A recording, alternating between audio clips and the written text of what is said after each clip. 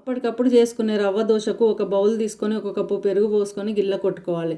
దీంట్లో ఒక గ్లాస్తో ఉప్మా రవ్వ పోసి, హాఫ్ గ్లాస్ గోధుమ పిండి, హాఫ్ గ్లాస్ బియ్యం పిండి, కొద్దిగా ఇంగువ, బరకగా దంచుకున్న 1 టీ స్పూన్ మిరియాలు, పచ్చిమిర్చి తురుము, సన్నగా తరిగిన కొత్తిమీర, అల్లం ముక్కలు, కరివేపాకు, తగినంత సాల్టు, 1 టీ స్పూన్ జీలకర్ర వేసుకొని వాటర్ పోసుకొని బాగా పలచగా కలుపుకోవాలి. స్టవ్ వెలిగించి పెనం పెట్టుకొని ఆయిల్లో ముంచిన ఉల్లిగడ్డతో పెనంపై రుద్దుకోవాలి.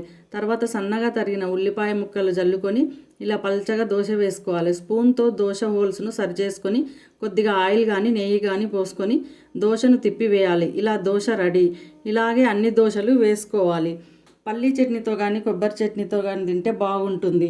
నేనైతే ఉల్లిపాయతో పెనంపై ప్రతిసారి ఆయిల్ రుద్దను, ఒకసారి ఇలా వేస్తాను. నాన్ స్టిక్ పెనం వాడడం నాకు నచ్చదు, ఎందుకంటే దానిపై ఉన్న కోటింగ్ మన ఆహారంలో కలుస్తుందనే భయం. అందుకే ఐరన్ పెనం వాడతాను. ఇది కేవలం దోశ, ఊతప్పకు వాడతాను, రొట్టెకు వేరొకటి వాడతాను. మీరు కూడా ట్రై చేయండి. అప్పటి వరకు ఒక లైక్ పెట్టండి.